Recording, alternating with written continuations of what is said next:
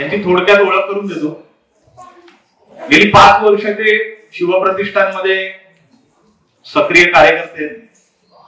दहिसर विभागात ते खूप मोठ्या प्रमाणावर शिवप्रतिष्ठानचं काम करतायत. गुरुजींच्या बैठका असू देत किंवा मोहिमा असू देत, आपल्या व्यस्त दिनचर्येतनं वेळात वेळ काढून या सगळ्या गोष्टी आपण सगळे करतो, त्याचप्रमाणे ते सुद्धा करतायत. गेली 5 वर्ष आम्ही त्यांना ओळखतोय. शेअर मार्केट, म्युच्युअल फंड्स किंवा इन्व्हेस्टमेंट याबद्दल ते, ट्रेडिंग याबद्दल ते प्रचंड नॉलेज असलेली व्यक्ती आहे.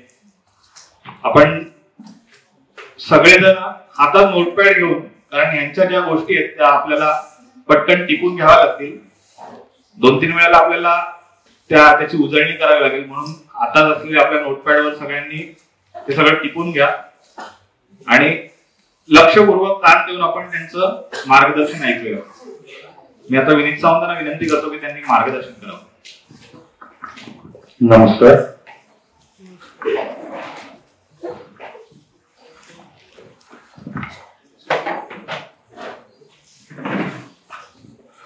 सगळ्यात पहिलं मला सगळ्यांना विचारायचं की इकडे ट्रेडिंग किती जण आहे?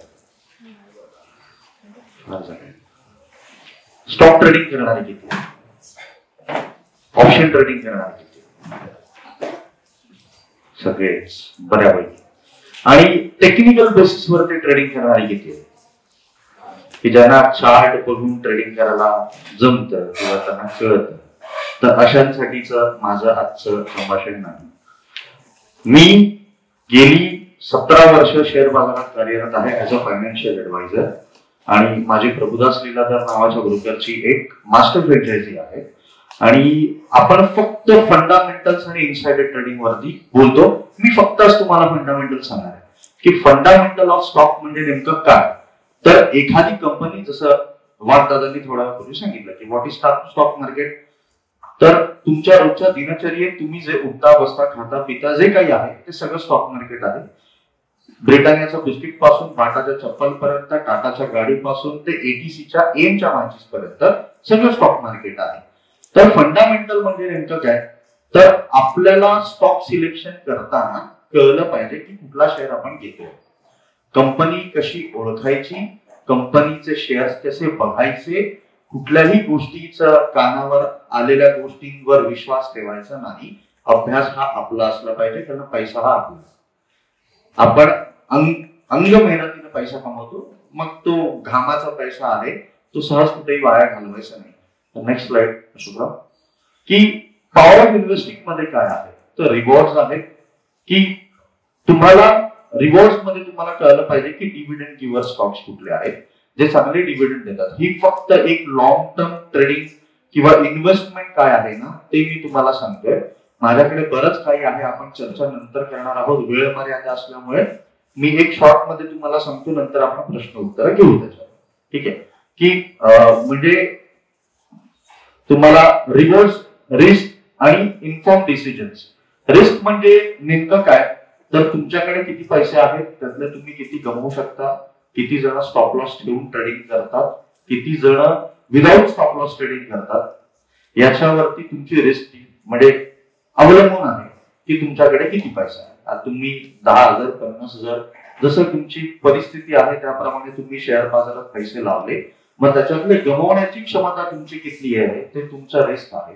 आणि कमीत कमीत रिस्क मध्ये लॉस करून जास्तीत जास्त नफा कसा कमवायचा हे मी तुम्हाला पुढे सांगेन की कशा पद्धतीचा तुमचा पोर्टफोलिओ असला पाहिजे, तुमचं इन्व्हेस्टमेंट कशा पद्धतीचं असलं पाहिजे, तुमचे शेअर्स कसे असले पाहिजेत.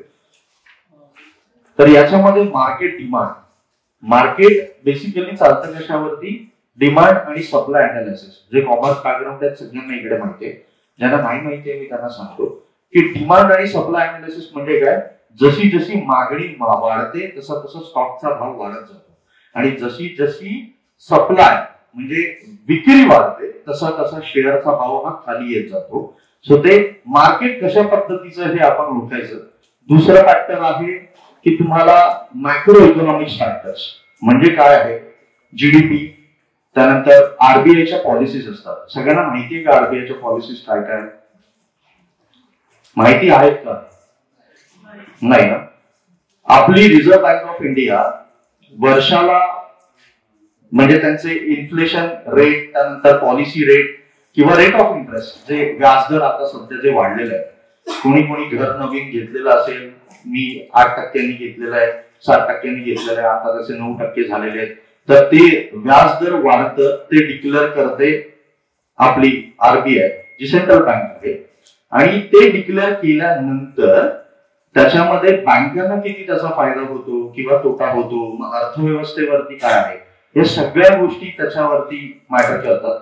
त्यामुळे जे व्याजदर आहे किंवा बँकेचा काही पैसा, काही भाग, ज्याला रिव्हर्स रेपो असं म्हणतो आपण, की तो आरबीआय कडे ठेवावा लागतो सरकारी बँकांना, आणि त्याच्यामध्ये पण वाढ घट अशी होत राहते आणि त्याच्यावरती अर्थव्यवस्था डिपेंड असते. तिसरं आहे कंपनी परफॉर्मन्स. कंपनी नेमकं करते काय, म्हणजे रोजच्या वापरातली कंपनी आहे. आयटीसी म्हटलं की सगळ्यांना माहिती असेल, आयटीसी नावाची कंपनी आहे जी सिगरेट हा मेजर बिझनेस आहे त्यांचा. सेकंड बिझनेस आहे एफएमसीजी, म्हणजे फास्ट मुव्हिंग कन्झ्युमर गुड्स, म्हणजे बिस्किट, त्यानंतर माचीस, बऱ्याचशा गोष्टी ते बनवतात. हिंदुस्थानी युनिलिव्हर आहे, बाटा आहे, अशा रोजच्या वापरातल्या ज्या कंपन्या आहेत तर त्या आपण निवडल्या पाहिजे. मग त्यांचं स्टॉक स्पेसिफिकेशन वगैरे माझ्याकडे भरपूर काही आहे सांगायला तुम्हाला, हे शेवटचं नाही, पण वेळ अभाव असल्यामुळे मी थोडं पटापट सांगतोय. अशोकराव बोलतो.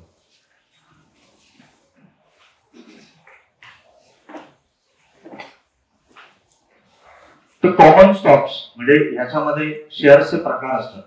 एक असतो कॉमन स्टॉक, त्याच्यानंतर असतो preferred stock, blue chip stock आणि ग्रोथ स्टॉक. कॉमन स्टॉक म्हणजे एक असा शेअर जो आपण विकत घेतल्यानंतर कंपनीच्या डिसिजन्स मध्ये आपल्याला वोटिंग राईट करायला मिळतं, म्हणजे आपला अधिकार असतो कंपनीच्या एजीएम मध्ये जाऊन भाग घेणं, सहभाग घेणं, त्याला आपण कॉमन स्टॉक्स म्हणतो. प्रिफर्ड स्टॉक्स तो असतो की ज्याच्यामध्ये वोटिंग राईट्स हे डिपेंडेंट असतात की काय आहे काय नाहीये याच्यावरती कंपनीचे. तिसरं आहे blue chip stock. Blue chip stock म्हणजे निफ्टी 50चे जे शेअर्स आहेत. निफ्टी 50 मध्ये जेवढे शेअर्स आहेत ते सगळे ब्लू चिप आहेत. ज्या कंपन्यांची नावं मी तुम्हाला सांगितली, ज्या कंपन्यांची नावं वागदादांनी सांगितले, रोजच्या उठल्या बसण्यात आपल्याला त्या गोष्टी दिसतात, तर ते ब्लू चिप स्टॉक्स आहेत. आणि तिसरं आहे ग्रोथ स्टॉक्स, म्हणजे हाय पोटेन्शियल. हाय पोटेन्शियल ग्रोथ स्टॉक्स म्हणजे काय की आता इन्फोसिस जसं दादाने सांगितलं, त्यांनी लग्नाच्या वेळी 25 घेतले होते, ते आता 200 झाले. मग अशी कंपनी जी पुढची इन्फोसिस होऊ शकते, किंवा नेक्स्ट आपण म्हणतो ना की डेव्हलपिंग, जसं आपल्या भारताची जीडीपी ही 10 वर्षापूर्वी 1.3 ट्रिलियन होती आणि आता ती 5 ट्रिलियनच्या आसपास आहे. ठीक आहे, म्हणजे आपलं ग्रोथ वाढतंय. तर डेव्हलपिंग जे आहे म्हणजे जे विकसित देश आहे त्याच्यामध्ये इन्व्हेस्ट करणं, तसं शेअर्स मध्येही तसं आहे की तुम्हाला त्या कंपन्यांचे पोटेन्शियल ओळखता आले पाहिजे. इकडे कोणाला सुझलॉन एनर्जी माहिती आहे? सगळ्यांना माहिती आहे, सगळ्यांना माहिती आहे. सुझलॉन एनर्जीची स्टोरी होती आमच्याकडे 2005 कधीची असेल, 2 वर्षापूर्वी, 3 वर्षापूर्वी 3 रुपयाच्या भावात. कंपनीचं डेट रिस्ट्रक्चर म्हणजे उधारातून कंपनी विकसित होते आहे, त्यांना फंड येत आहेत, त्यांना पैसे येत आहेत, त्यांना कॉन्ट्रॅक्ट मिळत आहे, सरळ सरळ दिसतंय. 60,000 कोटीचं त्यांचं कर्ज आहे. ते कर्ज त्यांनी कोविड सारख्या काळामध्ये 53,000 कोटींचं कर्ज फेडलं आणि हा सगळ्यात मोठा बूस्ट होता कंपनीसाठी. त्यानंतर त्यांनी पैसे मार्केटमधून आणण्यासाठी एनसीडी इश्यू केलं, राईट इश्यू आणले, डायरेक्टर आणि त्यांचे जे मॅनेजमेंट चेंज केली. तर ह्या गोष्टी तुम्हाला लक्षात ठेवाव्या लागतात की मार्केटमध्ये प्रत्येक कंपनीमध्ये चाललंय काय. गड्यांनो फार वेळ द्यावा लागतो ह्या गोष्टीला. जर तुम्हाला क्वालिटी शेअर शोधायचा आहे त्यासाठी आपल्याला फार वेळ द्यावा लागतो. असं नाहीये की एकाने सांगितलं म्हणून हा घेतला हा विकला, नाही होत. तुम्हाला स्वतः अभ्यास करणार जेव्हा तुम्ही, तेव्हा तुम्हाला कळणार. तो अभ्यास कशा पद्धतीने करायचा आहे ते मी तुम्हाला सांगणारच आहे, पण आज नाही, नंतर. त्यानंतर पुढे स्टॉकचे रिटर्न्स कसे असतात, तर डिव्हिडंड देणारे स्टॉक्स आहेत. बीपीसीएल, एचपीसीएल म्हणजे हिंदुस्थान पेट्रोलियम, त्यानंतर भारत पेट्रोलियम, हे आयटीसी, त्यानंतर बरेचसे शेअर्स आहेत जे वर्षाला तुम्हाला लाभांश, आपण इंग्रजीत म्हणतो मराठीत म्हणतो लाभांश, म्हणजे स्वतःच्या म्हणजे कंपनी आपल्या प्रॉफिट मधला काही भाग त्यांच्या शेअर होल्डर्सना देते, त्याला डिव्हिडंड असं म्हटलं जातं. तर काही कंपन्या आहेत ज्या सातत्याने डिव्हिडंड देत राहतात आपल्याला, तर अशा कंपन्या शोधणं. त्यानंतर प्राइस अर्निंग रेशिओ, मग एखाद्या कंपनीचा रेट जो आहे म्हणजे त्याचा जो शेअर बाजारातला भाव आहे तो त्या कंपनीच्या कामाला किंवा त्यांच्या असलेल्या बॅलन्स शीट किंवा त्यांच्या फंडामेंटलला मॅच होतोय का. म्हणजे मी एखादी कंपनी काढली, कंपनी काहीच करत नाही, सावंत इंटरनॅशनल कंपनी काहीच करत नाही, डब्बा आहे, शेअरचा भाव 300 रुपये, कुठल्या आधारावर. हेही होतं. हे खूप मोठं मृगजळ आहे. शेअर बाजार हे खूप मोठं मृगजळ आहे. फार सोपं नाहीये. मी इथं आलो, जेव्हा मी इथं बसलो तेव्हा मला असं फार जणांचं असं होतं मला शेअर मार्केट शिकायचं. चांगली गोष्ट आहे, आवडली मला प्रत्येकाची, पण शिकण्यासाठी तुम्हाला खूप काही करायचंय. जर तुम्ही बेसिक लेवलला आहात तर आपल्याला खूप काही करायचं आणि तुम्हाला जी काही मदत लागणार ती सगळी मदत माझ्याकडे असणार. मग तुम्हाला याच्यामध्ये व्यवसायातही जर उतरायचं असेल तरी फ्रँचायझी बिझनेस आपण करतो, मी तुम्हाला सगळा सपोर्ट करायला तयार आहे. मग आपण पुढचं बघूया रिटर्न ऑन इन्व्हेस्ट कसा आहे, की रिटर्न ऑन इन्व्हेस्टमेंट म्हणजे तुम्ही जे पैसे गुंतवलेले आहेत त्या गुंतवणुकीवरती तुम्हाला किती फायदा मिळतोय किंवा किती फायदा मिळालेला आहे किंवा किती फायदा मिळणार आहे.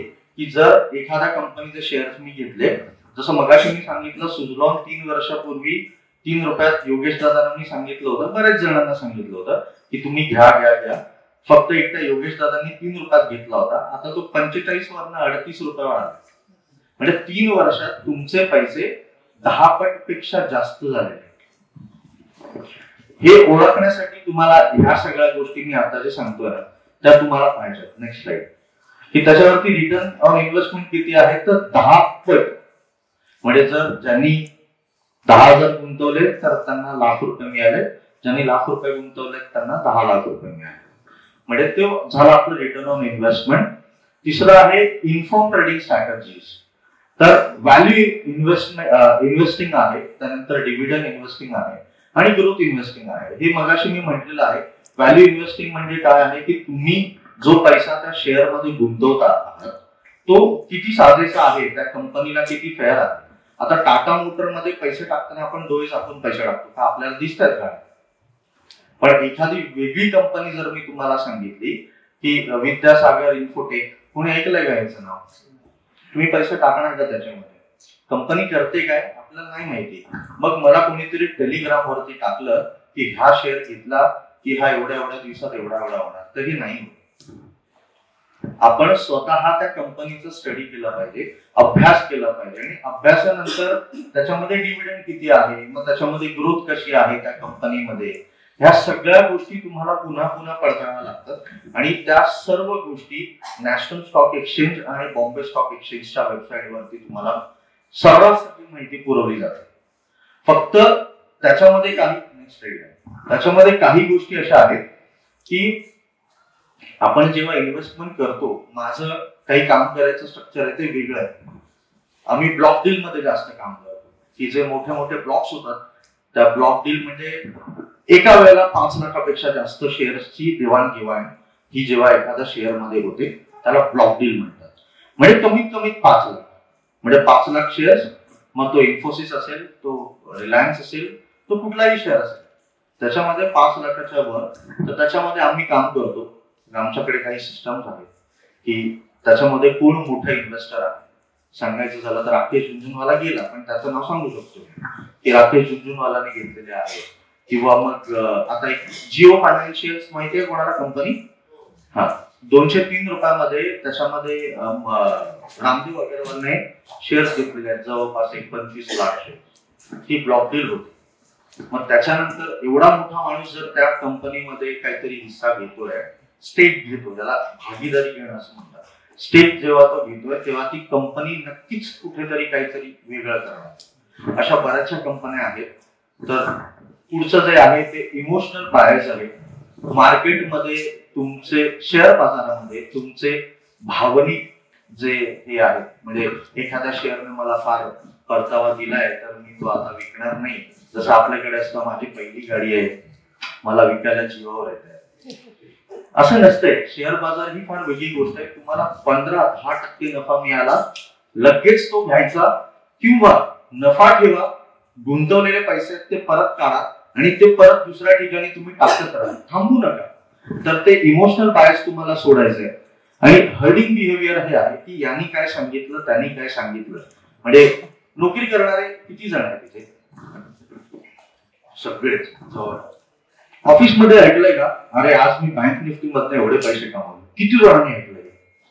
अरे आज मी बँक निफ्टीतनं एवढे पैसे काढतो मी. मग तो राकेश झुंझुनवालापेक्षा मोठा का होत नाही? कधी विचार केलाय तुम्ही की का मोठा होत नाही? आज बाजारात बरेचसे अकॅडमी आहेत जे तुम्हाला टेक्निकलचे क्लासेस पुरवतात. आज जर मला कळतंय की शेअर बाजारातली गुरुकिल्ली पैसा कमवायची मला कळतंय, मी अर्जुन साईनाथ दादांना नाही सांगणार. का सांगणार? आणि ते पैसे घेऊन मी शिकवतोय त्यांना, मग ते स्वतः का नाही कमवतायत पैसा? एवढी ही साधी बुद्धी आपण आपली वापरत नाही. आपण फक्त त्या लालसेपोटी त्यांच्या मागे धावतो, लाखो रुपयांच्या फीस भरतो आणि शिकतो काय तर काही नाही. मी जेव्हा बाजारात आलो त्यावेळेला टेक्निकल पॅरामीटर्स जवळपास 300-350. दादा पण सिनियर आहे, त्यांना माहिती आहे 300-350 RSA, DMA, मुव्हिंग एव्हरेज हे 4च आयटम लोक बघायचे, बाकी कोणी काय बघणार. आता तर ते ट्रेडिंग व्यू नावाचं काहीतरी नवीन व्हिडिओ गेम आले. त्या व्हिडिओ गेम वरती तुम्हाला 1000 गोष्टी दिसतात. ती कॅन्डलच वेगळी आहे, मग ती जॅपनीजच आहे, मग ती हेनिकेशी काय काय काय. मी टेक्निकल बाबतीत शून्य आहे, मला टेक्निकल बाब कळत नाही. कारण जेव्हा एखादा शेअर हा मॅनिप्युलेट केला जातो, म्हणजे आपण म्हणतो ना, म्हण आहे आपल्याकडे की देव तारी त्याला कोण मारू, बरोबर? देव ज्याला वाचवतो त्याला कोणी मारू नाही शकत, पण देव ज्याला मारतो त्यालाही कोणी नाही वाचवू शकत. हेही तेवढंच लक्षात ठेवायचंय.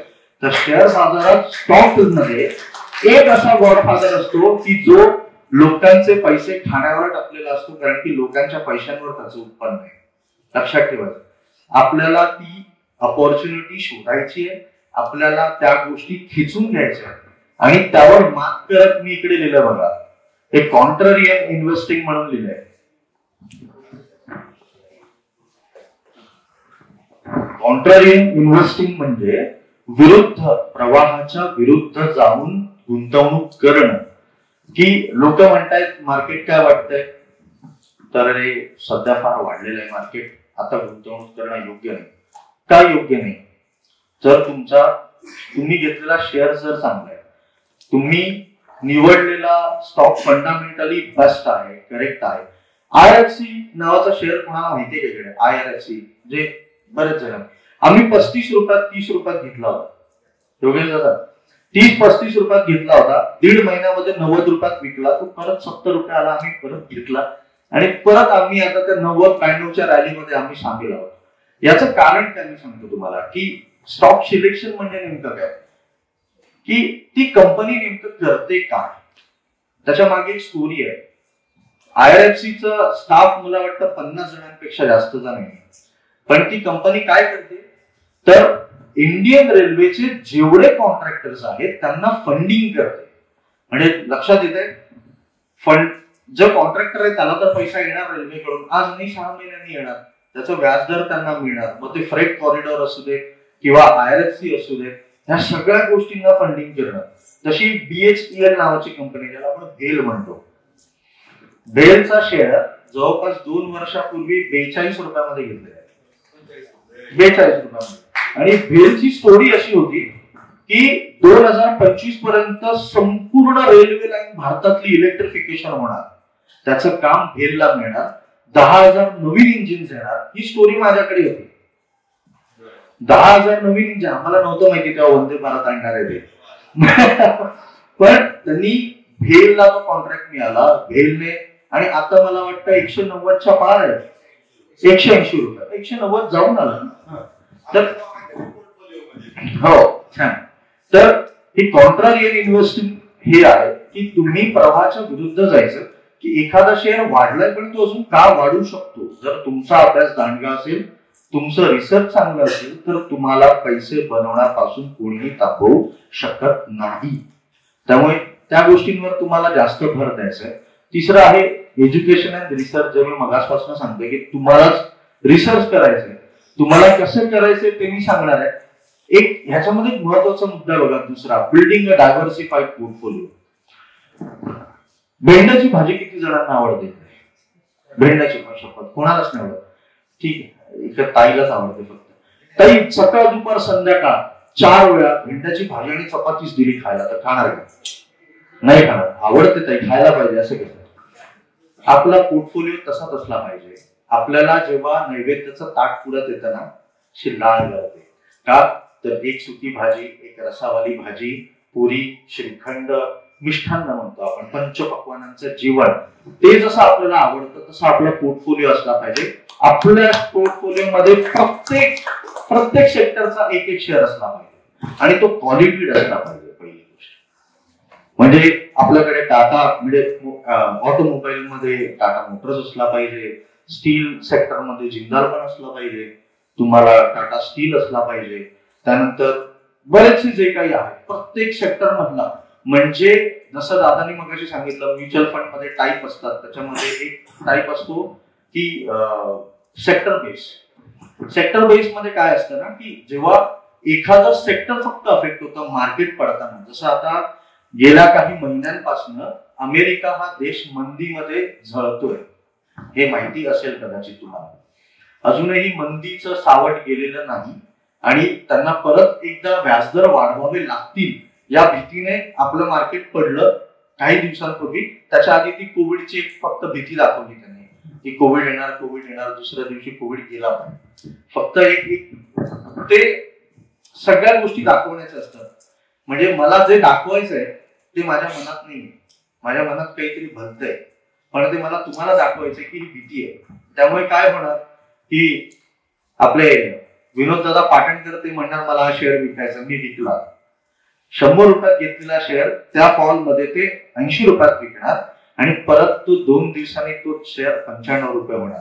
मग आपल्याला कसं होतं, तुम्ही व्हिडिओ मध्ये फार बघितलं असेल की मैंने शेअर लिया फिर गिर गया, फिर वापिस मैंने बेचा तो और बढ़ गया, फिर मैंने लिया तो वापिस से गिर गया. म्हणजे मी जेव्हा घेतोय तेव्हा पडतोय आणि मी जेव्हा विकतोय तेव्हा तो वाढतोय. ही शेअर बाजारातली सगळ्यात नॉर्मल एकदम सामान्य सायकोलॉजी आहे.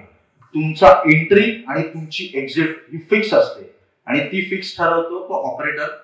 तुम्हाला माहिती पाहिजे, तुमचा अभ्यास तेवढा दांडगा पाहिजे. इंडिया बुल हाऊसिंग फायनान्स आम्ही 115 मध्ये घेतलेले, 115 रुपयामध्ये इंडिया बुल हाऊसिंग फायनान्स. आजही सांगतो 260 रुपयाचा भाव. आणि समीर गेहलोत जो त्यांचा डिरेक्टर आहे, समीर गेहलोत, त्याचे 260 रुपयामध्ये 10 लाख पेक्षा जास्तची शेअर्सची सेलिंग आहे.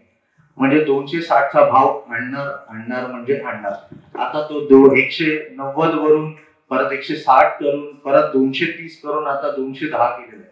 त्यामुळे ऑपॉर्च्युनिटी आहे. ज्यांना 50-20 रुपये कमवायचे असतील, ऑप्शन वाल्यांना थोडं हे कमी वाटेल कारण की फायदा थोडा जास्त मिळतो. तर मॉनिटर आणि ऍडजस्टमेंट मध्ये तेच आहे सगळं की तुमच्या स्ट्रॅटर्जीज कशा तुम्ही बिल्ड करता. म्हणजे डायव्हर्सिफाईड, तुमचा पोर्टफोलिओ डायव्हर्सिफाईड असला पाहिजे. त्यानंतर तुम्ही प्रॉफिट कसं जनरेट करताय, म्हणजे एखादा स्टॉक तुम्ही सिलेक्ट केला, त्याच्यामध्ये 15% मिळाले, तुमचं इन्व्हेस्टमेंट तुम्ही काढून घेतलं, प्रॉफिटचा पोर्टफोलिओ तुम्ही, आणि तुमचा एक फुकटचा पोर्टफोलिओ जनरेट होतो त्याच्यामध्ये. म्हणजे प्रॉफिटचे शेअर्स आणि ते 0 झाले तरी तुम्हाला काय फरक पडणार. जर तुम्ही 50,000 रुपये टाकले, त्याच्यावरती तुम्हाला समजा 10%चा रिटर्न मिळालेला आहे, 5,000 रुपये, 5,000 रुपयाचे शेअर्स तुम्ही तसेच ठेवले आणि तुमची 50,000ची इन्व्हेस्टमेंट तुम्ही काढून घेतली आणि ते 5,000 शून्य झाले तरी तुम्हाला काय नाही. कंपनी आपण अशा सिलेक्ट करतच नाही की ते 0 होणार. ठीक आहे. त्यामुळे त्याचा काही फरक पडत नाही. एक फ्री तुमचा पोर्टफोलिओ जनरेट होतो. मग ते शेअर्स हळूहळू पुढे वाढत जातात आणि त्याचा तुम्हाला फायदा मिळतो. नेक्स्ट स्लाइड मध्ये आपण बघूया. संपलंय, म्हणजे माझा बोलणं संपलेलं आहे. पण कुणाचे जर काही प्रश्न असतील तर आपण ते नेक्स्ट पुढे बस. तर ही माझी कंपनी आहे विला इन्व्हेस्टमेंट्स नावाची, की बूम टू युअर इन्व्हेस्टमेंट, म्हणजे तुमच्या गुंतवणुकीसाठी वरदान होतं मी. तर कोणाला इकडे प्रश्न असतील, विचारायचे असतील, काही समस्या असतील तर त्यांनी मला विचारा. तर अर्जुन दादांनी मला इथे बोलवलं आणि माझं वेडवाकड थोडं ज्ञान आपल्यापर्यंत मला पोचवता आलं, त्याबद्दल मी अर्जुन दादांचा आभारी नाहीये. कारण की आभार मानणं आणि आभार प्रदर्शन करणं हे प्रतिष्ठानात आपल्याकडे नाहीये. तर त्यांनी संधी दिली, मोठे बंधू आहेत, आमचे मार्गदर्शक आहेत. त्यामुळे अर्जुन दादा आणि सगळ्यांना खरंच छान की तुम्ही एवढा कंटाळवाणा माझं बोलणं ऐकून घेतलं. पण नक्कीच तुमच्याकडनं मला खूप छान छान प्रश्न अपेक्षित आहेत. पुढे जाऊन माझ्याकडे बऱ्याचशा स्ट्रॅटेजीज आहेत ज्याच्यावर आम्ही काम करतो. माझे लाईव्ह ट्रेडिंग सेशन्स मी खरं तर मी शिकवत नाही मार्केट.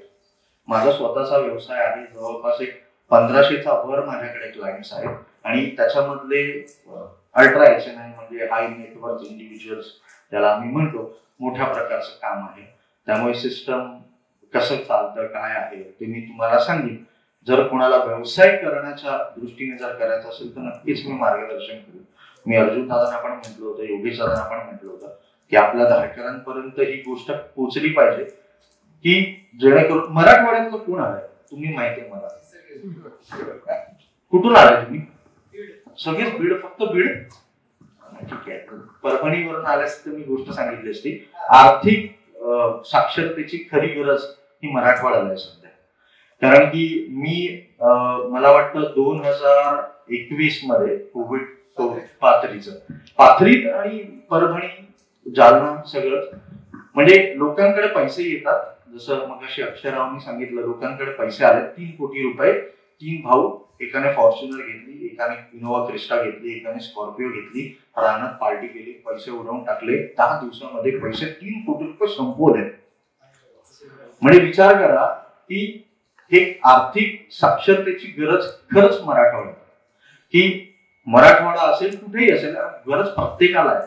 फक्त आपलं खर्च किती आहे, उत्पन्न किती आहे हे जाणून घेऊन आपल्या खिशात किती उरत आहे आणि उरलेले पैसेच इथे लावायचे. असं नाहीये मी कर्ज काढणार आणि पैसे टाकणार, विनीत दादांनी सांगितलंय किंवा काही. तर हे फक्त लक्षात ठेवा. प्रश्न उत्तर आपण नंतर अपेक्षित ठेवतो. प्रॅक्टिसिंगली ऍज अ फायनान्शियल ऍडवायझर मी कोणाचं नाव नाही घेत, तुम्हीच घेतलाय तर बरं आहे. लाखोंच्या घरात फीस घेतो माणूस, ठीक आहे. आणि तुम्हाला सांगतो काय, हे जर मी तुम्हाला सांगितलं की तुमचं स्टॉक सिलेक्शन कसं होतं, की तुम्ही शेअर्स कुठले घेतले पाहिजेत, काय घेतले पाहिजेत, किंवा तुम्ही टेक्निकल कॅन्डल म्हणजे मी जसं सांगितलं ना तुम्हाला, देव तारी त्याला कोण मारी, म्हणजे ते देव काही आहेत मार्केटमधले गॉडफादर, ते चार्ट बनवले जातात अल्गोच्या बेसवरती की पॅटर्न दिसतोय. मगाशी बऱ्याचशा वक्त्यांच्या बोलण्यामध्ये कोविड होता. मी कोविड मधली गोष्ट सांगतोय. 2020 मध्ये कोविड आला. कोविडच्या वेळेला मार्केट घसरलं. त्यावेळेला कोणीही मार्केटमध्ये पैसे घातले नाहीत, काही ठराविक इकडे आहेत ते सोडून. तर त्यानंतर जे काही टेक्निकल आणि ह्याचं जे म्हणजे मार्केट जेव्हा वाढलं त्या फेजला आमच्या भाषेत युफोरिया फेज म्हणतात, की मार्केट तुम्हाला ओव्हर कॉन्फिडन्स बनवतं, की मातीत हात टाकलाय, चिखलात हात टाकलाय, पैसा आलाय माणसाला, म्हणजे काही. तर या फेज मध्ये तुम्ही जेव्हा एखादी गोष्ट वाढत जाते, तर त्या कोविड काळामध्ये बरेचसे टेक्निकल आणि ह्यांचे बिझनेस वाढलेले आहेत. त्यामुळे अशा गोष्टींना बळी पडू नका. सगळं टेक्निकल बायस जे आहे ते सगळं मॅनिप्युलेट केलं जातं अल्गोच्या बेसिसवरती आणि तशा लोकांना अट्रॅक्ट केलं जातं की हा पॅटर्न बनवलाय की हेड अँड शोल्डर आएगा, ये होगा, वो होगा. मग प्रत्येकाचा तुम्ही 10 टेक्निकल अनालिसिस घ्या, तुम्ही 10 क्लासवाल्यांकडे जा आणि त्यांना एकाच शेअर बद्दल विचारा की रिलायन्स काय वाटतं. प्रत्येकाच्या लेवल वेगवेगळ्या आहे. म्हणजे जर माझं मगाशीचं जे सांगणं होतं की 300 पॅरामीटर्स ते आज 3500च्या वर आहेत, बरोबर ना, 3500च्या वर आहेत. जर ते सक्सेस असेल तर त्याच्यामध्ये वाढ व्हायला नको, हे भाकीत आहे. प्रत्येकाचं कम्फर्ट, प्रत्येकाची चौकट वेगवेगळी आहे. त्या चौकटीमध्ये राहून माणूस कसं करतो त्याच्यावर. बाकी हे नाहीये की हे ठामपणे तो सांगू शकतो की हे येणार, ठीक आहे. जो अभ्यास मी तुम्हाला आता सांगितलाय, कंपनी स्टडी कसा करायचा, त्याचं फंडामेंटल कसं स्टडी करायचं, किंवा येणाऱ्या काळात कंपनीची ग्रोथ कशी आहे, त्याचा फायदा कसा आहे, त्याला ऑर्डर्स कशा मिळणार, हे जर तुम्ही याच्यामध्ये शेअर बाजारात दृष्टी नाही, दृष्टिकोन पाहिजे तुमच्याकडे. पहिली गोष्ट की जर तुमच्याकडे दृष्टिकोन आहे तर तुम्हाला पैसा बनवला पाहिजे. आणि सगळ्यात पहिली गोष्ट, patience makes money in stock market. संयमाचा पैसा, पूर्णपणे संयम, म्हणजे निवांत राहायचं. म्हणून जेवढे तुमच्या हातात समजा महिन्याला 10,000 रुपये उरत आहेत, त्यातलेही तुम्ही स्वखर्चासाठी 5,000 ठेवताय, उरलेले 5 टाकायची हिंमत असेल तरच टाकायची. आणि अशा सिच्युएशन मध्ये शेअर्स असे घ्यायचे की जे तुम्ही 3 महिने, 6 महिने, वर्षभर होल्ड करू शकता. तर दादानी आता एक सांगितलं की एका माणसाला 25 लाख रुपयाचा फायदा झाला, मग तो आता 32 लाख रुपये नुकसानीमध्ये. कसं आहे ना, माणसाचं मन फार नालायक, तर माझंही आहे, तुमचंही असू शकतं, की त्याला आपण टेम्पटेशन म्हणतो इंग्रजीमध्ये, की एक असं अजून पैसे, अजून थोडे मेहनतीचे नाही आहेत, त्यामुळे फार सहज वाटतं. ते जर म्हटलं की रोजच्या 100 गोळ्या उचलून टाकायच्या, कोण जाईल का आपल्याला, कोण करते, ते नाही जमणार आपल्याला. मग हे कसं बसून पैसा आहे, फास्ट मनी आहे, त्यामुळे लोकांची अट्रॅक्शन वाढतात. आणि मार्केटमध्ये ट्रेड करताना तुमचा माइंडसेट असा असला पाहिजे की तुम्हाला पैसे गुंतवता आले पाहिजे, तुम्हाला तुमचे स्टॉक एव्हरेज करता आले पाहिजे, तुम्हाला मार्केट कुठल्या ठिकाणी जात आहे ह्याची एक साधी कल्पना तरी असली पाहिजे. किंवा जर तुमचा अभ्यास तेवढा कमी असेल तर आपण मिळून एक समूह सुरू करूयात. पण तिकडे फक्त मी सांगेन ते असेल असं नाहीये, मी सांगेन तुम्ही अभ्यास करा, तुम्ही विचार करा, मग आपण पुढे त्याच्यावरती काम करू शकतो. तर हा एक माइंडसेट तुमचा असला पाहिजे की आज तुम्ही पैसे टाकले तर ते पैसे माझे कसे वाढतील किंवा मला कसा वाढवता येईल, किंवा मग माझी रिस्कची कॅपॅसिटी किती आहे. म्हणजे 100 रुपयाला घेतलेला जो शेअर आहे त्याचं टार्गेट 10% वर आहे 110 रुपये, 100 रुपयाला घेतलेला आहे 95 रुपयाचा स्टॉप लॉस. म्हणजे मला गमवायचे किती, 5 रुपये, कमवायचे किती, 10 रुपये. लॉस माझा 5%, प्रॉफिट माझा 10%. ठीक आहे. मग जर तो स्टॉक खाली आला 96 रुपयापर्यंत आणि मी 100 रुपयामध्ये जर मी 500 घेतले होते आणि परत मी 500 घेतले, तर माझा एव्हरेज हा जवळपास 98 रुपयाच्या आसपास आहे. म्हणजे जेव्हा लोकांचे स्टॉप लॉस ट्रिगर होते किंवा तो तिथला वाढेल, कारण की बऱ्याचदा असं होतं शेअरमध्ये की रिव्हर्स मुवमेंट परत येते, शेअर खाली येतात आणि परत एक चेंडू आहे, बरोबर आहे, तू वर फेकला तर काय होईल, खाली येईल. मार्केट तेच आहे, वर गेलेला मार्केट कधी ना कधी खाली येतं, खाली आल्यावर ते टप्पा पडून परत वर येतं. त्या लेवलला येऊ शकतं, त्या लेवलच्या वरही जाऊ शकतं, पण त्यासाठी आपल्याकडे दृष्टिकोन असायला हवा. आणि रिस्क मॅनेजमेंटची गोष्ट तीच आहे की तुम्ही रिस्क कशी मॅनेज करताय, तर ती डायव्हर्सिफाईड करायला शिका. डायव्हर्सिफाईड म्हणजे वेगवेगळ्या गोष्टींमध्ये वेगवेगळे आपल्याकडे जो पोर्टफोलिओ आहे त्याच्यामध्ये थोडे थोडे थोडे थोडे थोडे सगळीकडे टाकायचं. सेक्टर बेस फक्त एकाच ह्याच्यात जायचं नाही. माझ्याकडे आज ₹1,00,000 आहेत, ₹2,00,000 आहेत. अर्जुन दादांनी सांगितलं टाटा मोटर, तर टाटा मोटर मध्ये तुटून पैसे एकाच शेअर मध्ये नाही टाकायचे. थोडे थोडे पैसे टाका, थोडं थोडं सगळीकडे करा, वेगवेगळ्या सेक्टर मध्ये, आणि खूप छान इन्व्हेस्टमेंट करा. फक्त सट्टा आणि गॅम्बलिंग करू नका, एवढंच मी म्हणेन आणि इकडे थांबेन. धन्यवाद.